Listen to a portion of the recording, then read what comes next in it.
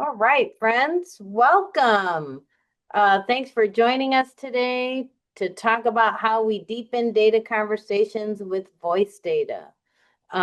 We are presenting on behalf of the Grad Partnership, which is a consortium of organizations. You can go to the next slide. There we are, consortium of organizations, including those ones to the right, AIR, BAR, the Network for College Success at the University of Chicago, the RISE Network, and others, who have come together to try to foster the use of high quality student success systems in districts across the country through technical assistance, building capacity of local intermediaries, and developing tools and resources. This is the second session of a four-part series for this community of practice. Today, we're talking about deepening data conversations with voice data. And then in our next two sessions in February and April, we're going to be getting into how do you move from data to action, and then doing some reflection on what's working and what could be improved so you can sustain success.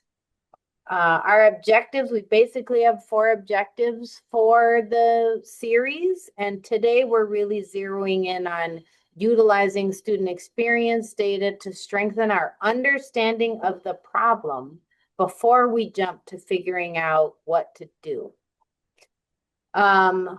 I am Sarah Howard. I am the Deputy Director at the U Chicago Network for College Success, and I am joined by my colleague, Lauren Musial, who's a Senior Transformation Coach on our team. We'll be your facilitators today, and we also want to shout out Gina Phipps, who's helping us with the tech.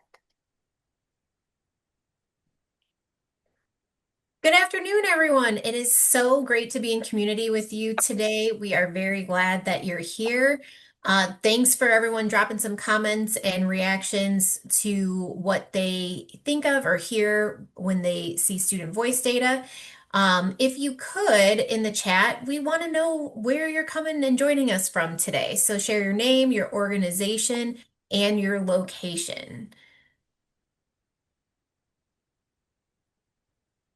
You might have joined us for session one. This might be your first time with us. Either way, we are super glad that you're here. Wonderful. All right, we got some New York City all the way to New Mexico, some East Coast, some West Coast. Nope, not quite to the West Coast. New Orleans, love it. Okay. Down to the Gulf. In the mountains, we got Pueblo. Colorado. Yes, there's the West Coast, Washington State. All right, we are nationwide, loving it. Yes, we are. And Sarah and I are joining you from Chicago, right in the middle. Okay, so centering our community agreements for our time together today. Let's take a look. To support the learning, we want to ground ourselves in these agreements so that we can have conversations and really share stories that are going to further our learning today. So this includes we, not me. We're sharing some airtime, especially since we are a vast new community of learners coming together. We are really going to ensure that the learning is what leaves the space, but not necessarily the individual details.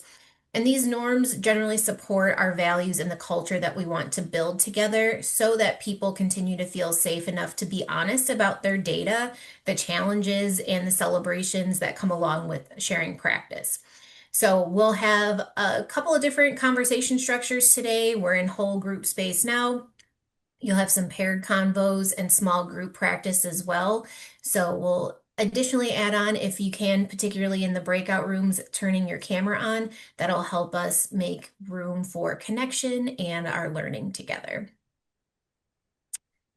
Lovely. So let's take a look at our activity guide for our time together today.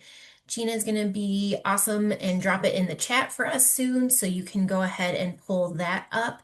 It's going to prompt you to make a copy, but this has all of our handy dandy links for our time together today and some resources for you at the end. But this will be where we're working together today. All right, friends. I'm like counting to 10 so you can get that activity guide open.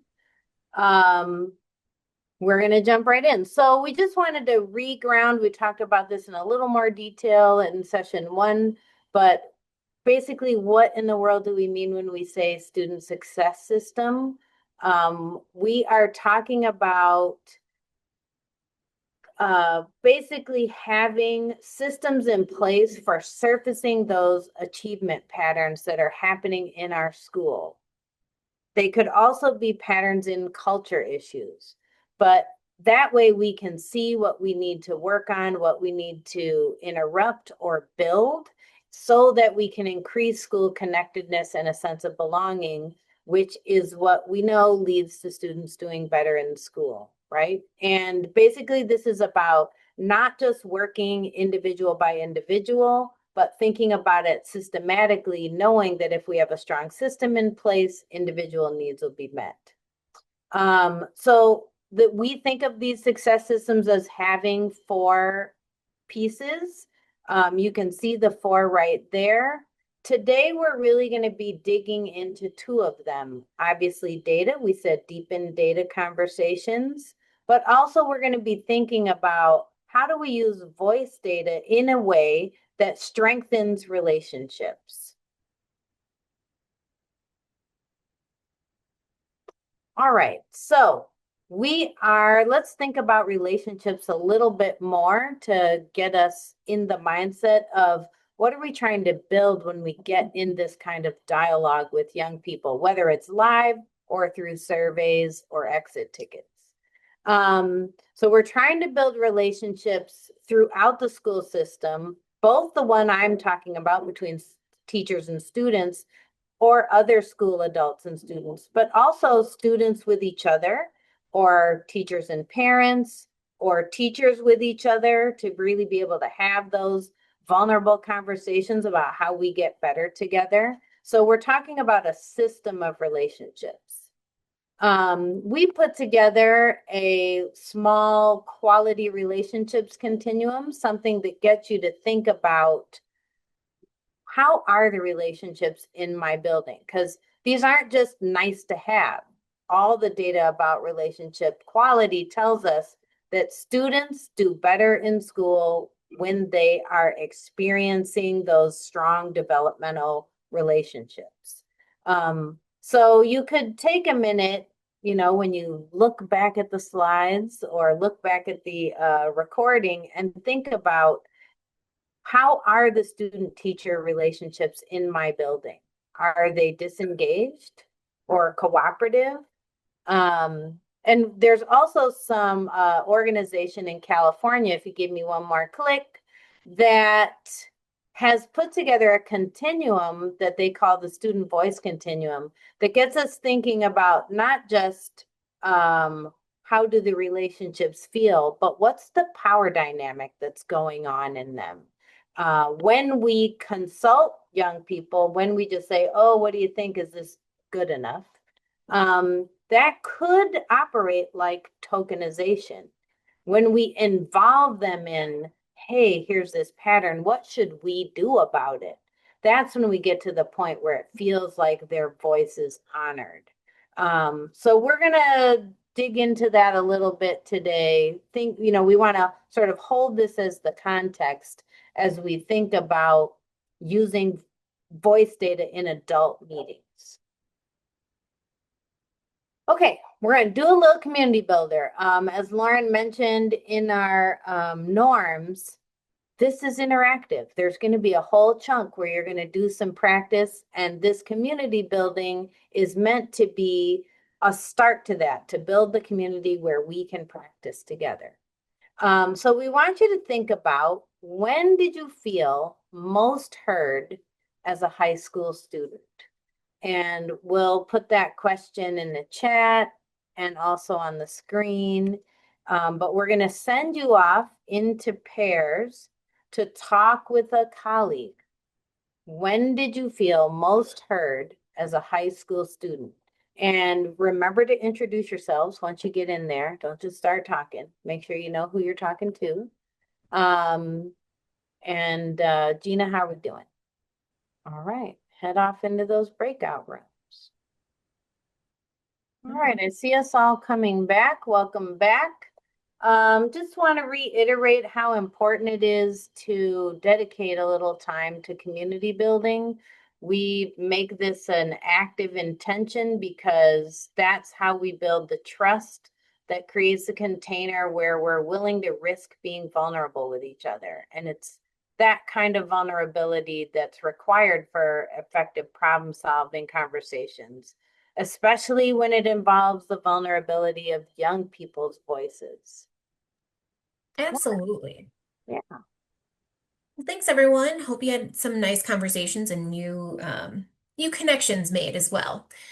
We would love to get a read of the room and honor the work that you are potentially already doing with student voice data. So we are going to have a quick poll that's going to pop up on your screen. So you'll see a menu of practices just like what's on the slide, but they will be clickable. So we want you to select what you're already doing to understand school experience from your young people's perspective. So you might be collecting some exit ticket data or some type of surveys, whether it's you personally or something that's happening in your schools. Select all that apply. Some of you might be running some focus groups or have done empathy interviews, or you're here because you're not really sure where to start. That's okay too. But we want to just see what are people potentially already doing to better understand how students are experiencing school. So the poll will be open for a few more seconds. Coming in. Lovely.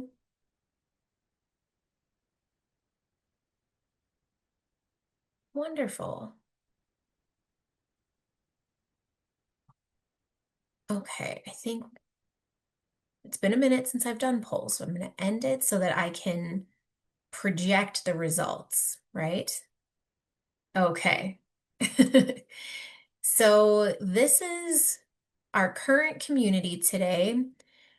Looks like focus groups is leading the way with how people have been. It's a tool that people are using to better understand young people's experiences. We got some empathy interviews as a close second, and student advisory or student voice boards. That's really, really cool.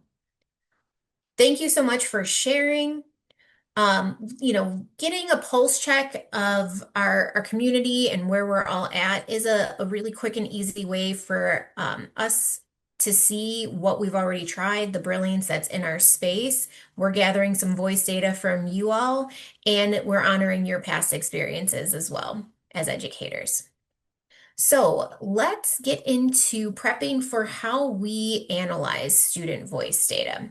We've grounded ourselves in what we usually do to gain that understanding, but now that we have the data, how do we analyze it in a way that moves us to action? So in the first session of this series, teams use an Atlas protocol to look closely at a set of student outcome data, so their grades and GPA, to name facts, make some inferences, ask questions, and determine some implications. For those who today's your first session, we do have links to briefly revisit a sample of the data, but I just want to give you an overall rundown of the scenario so that we're all starting from a same starting point. So once the teams analyze this outcome data, they notice that students with strong attendance had some mid-range eighth grade GPAs. They were more likely to be off track in ninth grade. And there were some more course failures among specific groups of students and variation in performance in some of the other groups. So, a key action that emerged from this first conversation was a recognition that the team had more questions and than theories, and they really needed to stay curious. But rather than jumping into some adult assumptions or adult-centered explanations, they decided that they needed to gather some student voice data as baseline for the beginning of the year. And they did this through a BOY student survey to better understand what was driving the patterns in their outcome and GPA data. So that's where we're at for today's session. We're picking up from that point. What do we do in our teams with student voice data once we have it?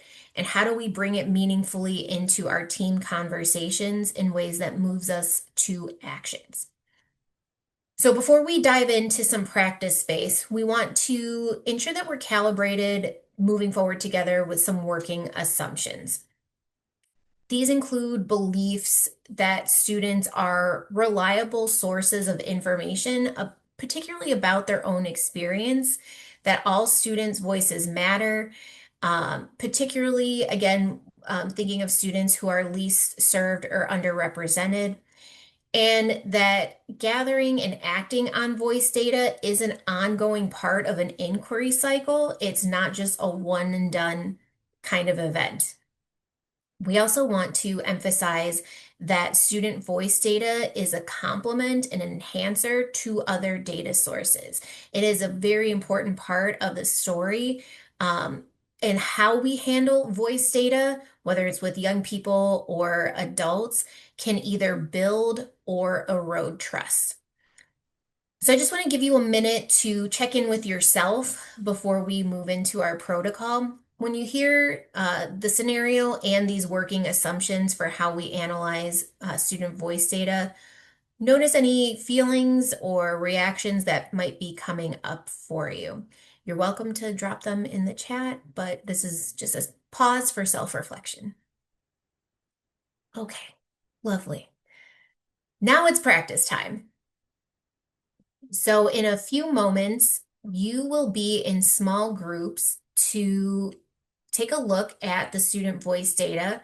It is linked in your activity guide. You will also have access to the original outcome data set, because we want to eventually triangulate our actions moving forward that are going to have that improvement for our young people's experiences. When you get into your breakout rooms, again, introduce yourself so you know who you're working with. It will be helpful to identify a facilitator and a timekeeper. And the protocol, again, is linked within your activity guide.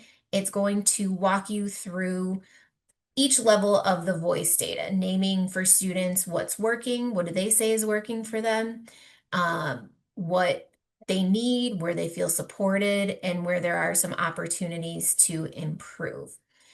In your guide, what it looks like, if we click to the next slide, beautiful. So the student voice data set was, in our scenario, given to all ninth grade students. And this is our baseline data.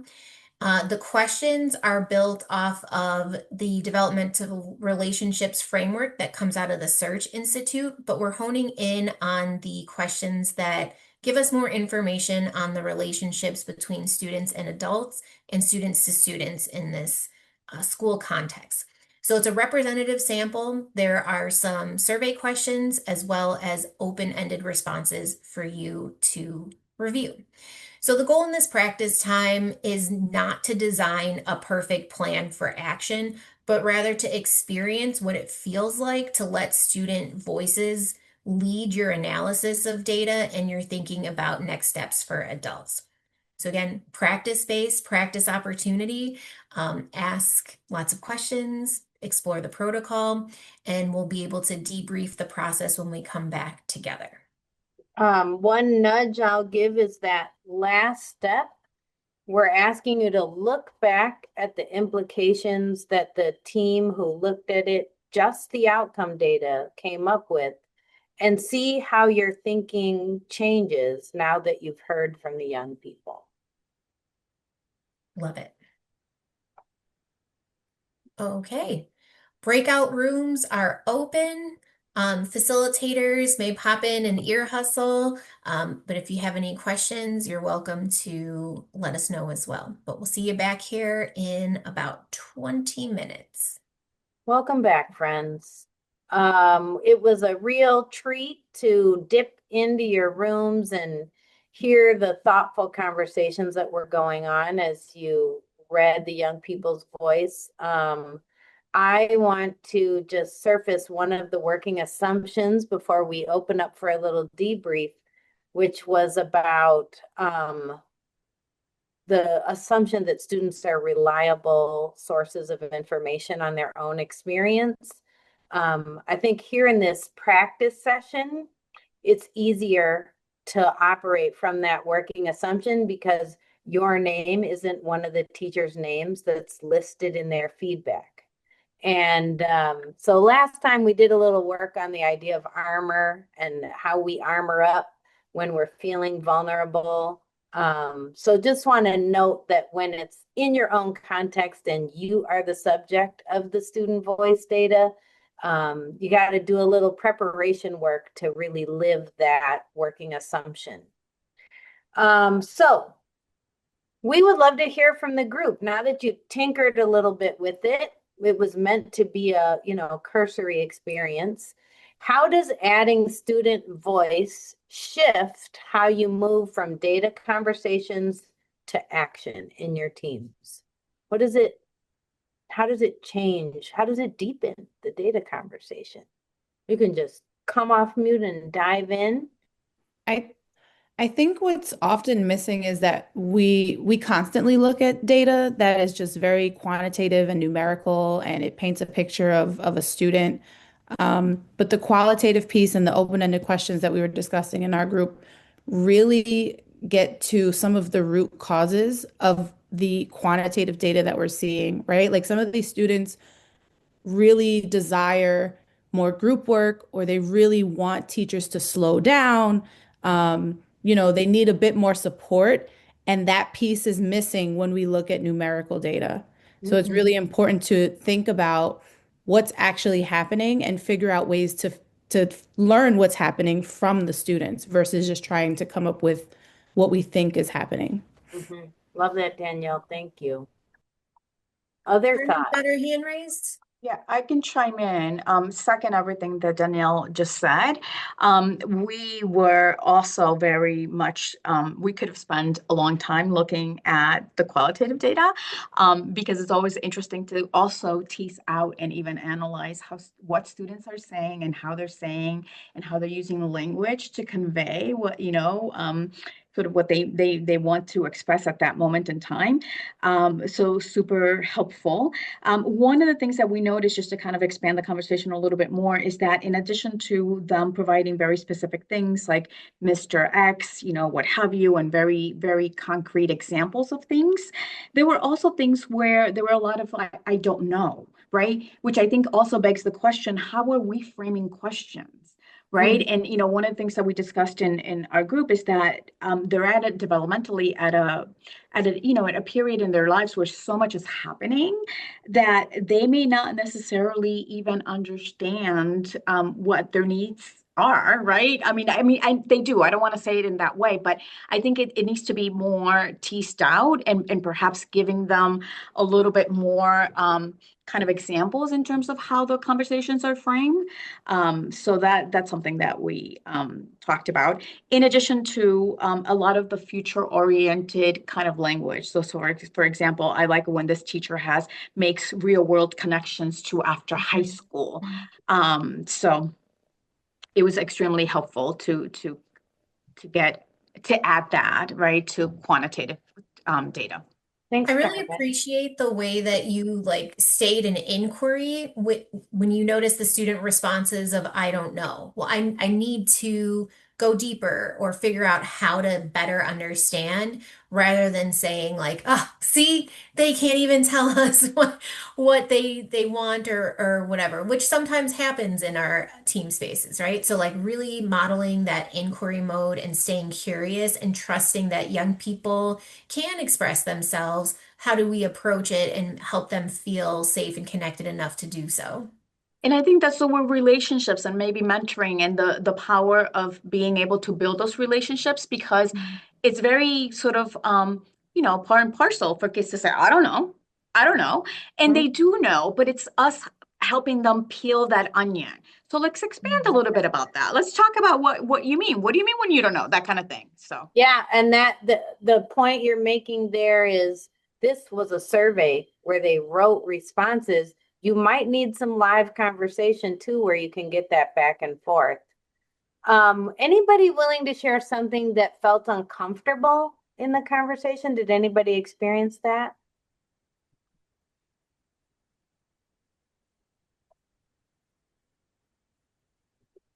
This is kind of just from a more of a process standpoint. We were all like kind of stressed because we weren't able to like quite like look at the data, which I understand, you know, for the purpose of it. But it just also goes to like say that when you're actually doing with folks, like having some time for them to look at it or like sending it in advance so they feel prepared and not, you know, rushing to analysis and, you know, coming up with things that might not be appropriate for the data.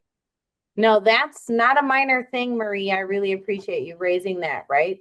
Because people can use that discomfort as a detour from the real conversation you want to have. And so thinking about what are the prep steps I need to do to get us in the frame of mind where we can really take it up together is so important. Thank you so much for that. Well, we'd love to, we're going to do a few closing moves over the next 8 minutes. The first one is we'd love for people to think about what's one main takeaway from today or possible next step you're considering. We want to move you from like sort of learning, pondering into like what's a possible action or a big thought that's going with me as I head back to my context. And if you would, share it in the chat. If I can just say one thing real fast from our group, I really love this continuum, and you mentioned it was from California. I searched for it and I found it. We talked about what the implications and next steps about how it was just all at the end of inform and maybe a little more consulting. And it would be more that tokenized, right? Maybe some more surveys, maybe there was no involvement, collaboration, or like leading together. That was completely absent. The continuum, thank you for dropping it in the chat, Kristen. It is also linked in your activity guide at the end under resources too. Cool. I'm glad you found it useful for sure. I love these next steps or takeaways, you know, maybe we got to get some survey data going in some context or thinking about power dynamics. Love that. On that note, as you guys are thinking about your takeaways, we are going to give a couple last thoughts. But we wanted to start with some young people's voices. We're going to let them take us Especially in. people in power or like your teachers or administration or whatever, accepting when they're wrong, when you're wrong, is like extremely vulnerable and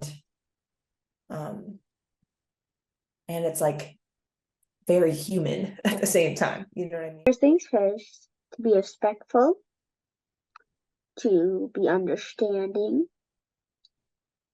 Second, to ask the kids what they need and what they want in their environment and what activities that they want.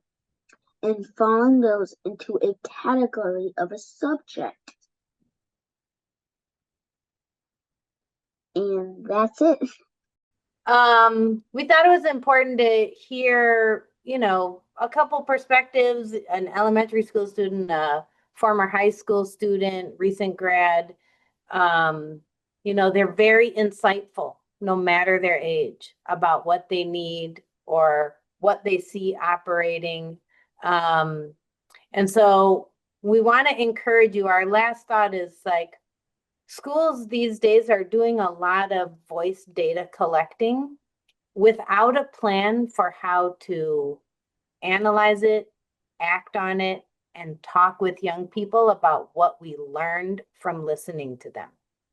And that can lead to survey fatigue. It can break trust. If we think back to whatever you shared in the community builder about when did you feel heard in high school, feeling heard is a lot about knowing that people are going to come back and talk to us again or take action on what we said. And so it's really important to follow up on that line of inquiry. When they say, I don't know, or you have a hypothesis, that you go back to them and engage with them about what you learned from them and how you're going to act on it. So over to you, Lauren. I just really taking in, processing that loop that we're trying to create, that inquiry cycle that really is going to build trust. So next time our young people are asked, they're not saying, I don't know. They trust us enough to give us their honest opinion because they know we're going to do something for them with it. Love that. Okay. Um, Again, we greatly appreciate you joining us for our session today. We have 2 more in the spring, but we'd love to get your feedback, your voice data on how you experienced this session today. You can use this QR code to share your thoughts or type in the tiny URL at the bottom. But we definitely use your responses to inform and plan our upcoming session. So we definitely would love to hear from you.